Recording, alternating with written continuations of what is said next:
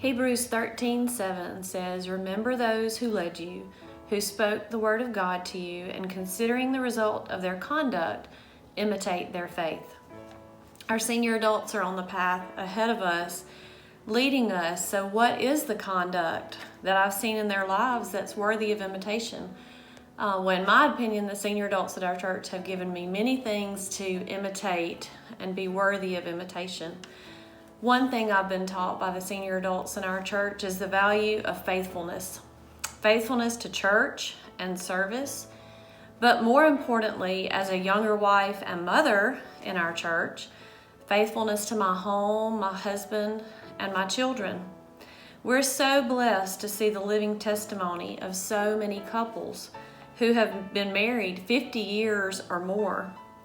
I can think of a specific time that the kids and I went to Chick-fil-A in the mall to have lunch, and we ran into Miss Peggy Smith. Well, I was a young mother with 4 10 and under children, and we decided to have lunch together at the same table. And for the next hour, she just poured into me words of wisdom about her own life and her own marriage and raising her children. And that was an invaluable time in my life. I've been a member here at First Baptist for years, but just through these last several, I've come to know and love many of you, especially those that I've had the blessing of teaching in Sunday school. I started attending First Baptist Ellisville about 18 years ago, mostly in pursuit of this beautiful young brunette I'd met. She had the sweetest, most caring, most humble spirit about her. It didn't take long for me to realize after I started attending First Baptist Ellisville that was just a byproduct of the nurturing that she'd received, the love that she'd received over the years from you guys. First Baptist has been blessed with a great group of adults to be leading our church. I've been a member here for 34 years now. And I guess I would like to say seating is everything. Let me explain. Where we sat as a family, we had been surrounded by 3 godly men and their family for years.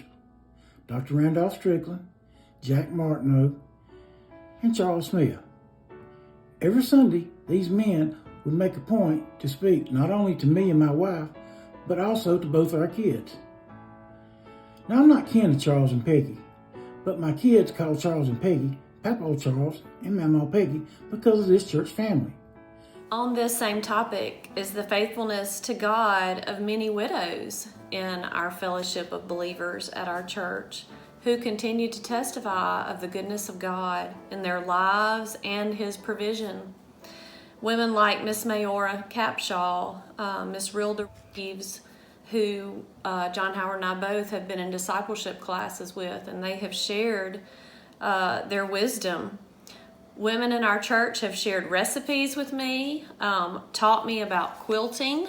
Thank you, Miss Jean Robertson, and so many more things. In 1988, I became the women's basketball coach at Jones, and shortly after that, I became a member of First Baptist Church Ellisville. And since that time, for the 30 years that I was either the women's basketball coach or the athletic director, so many of you have encouraged me, you've supported me, you've celebrated with me when we were successful, you've had such kind words when maybe we need a little encouragement. So I just want to say thank you for that. Another thing the senior adults in our church have taught me by the way they live their lives is to be joyful in worship and in life. A specific example I can think of is watching Miss Ulima worship as I sing on stage. She brings joy to my heart as I sing to the Lord. I wanted that for myself, for my family, for my children. Just want to take this opportunity to thank you guys for loving us, embracing us, and showing us the way. They've taught kids choir, VBS, Bible study time, and that is such a blessing to the younger parents in our church to not have to teach everything that their children are involved in. I personally have had the blessing of teaching kids choir with the beautiful woman who taught me in kids and youth choirs, Miss Jan Dale. Now, my son leads music at Cross Point Church, thanks to the opportunities given to him by the senior leadership at this church. Thank you for your faithfulness to the Lord and to First Baptist Church of Ellisville. Your continued support to our youth and as well as us not-so-young adults. Also, your willingness to support throughout our community. Our senior adults have also encouraged me to love the Word and to prioritize it by the way they live their lives. I think of Miss Elizabeth Barnes and the fact that she has invited me for years to join her Bible study fellowship and in the mornings during the week, and it never really worked out with our homeschooling. But during this past summer, I was able to go to her home and study the Word with a group of women. And she was such an encouragement to me, and I could see in her life the priority that the Word was, and that encouraged me to continue to prioritize the Word in my own life. As I think back over the years, there's been several senior citizens as I was teenage and early adulthood that were very important in my life that I recognized and looked up to, and that were responsible for teaching Sunday school and discipleship training. Some of those included Mr. Cliff Watson, Mr. J.B. Young, and my grandfather, Mr. Jack Myers. And speaking of godly men, I would be amiss if I didn't mention Dr. Jim Reed. You've done more things for me than you'll ever know. And there's no one in this church that knows more about the Bible and Bible history. I could listen to you talk about it all day. As we got older, some of the people that I continued to look up to and look to for wisdom and guidance, Mr. Charles Smith, Dr. Randolph Strickland, Mr. Vern Getty. All of these three men and the ones in the past have been very godly men. They've been very influential in my life. While I've been teaching you, you've been teaching me. You have taught me to be an edifier, an encourager. I also want to say thank you for something more recent.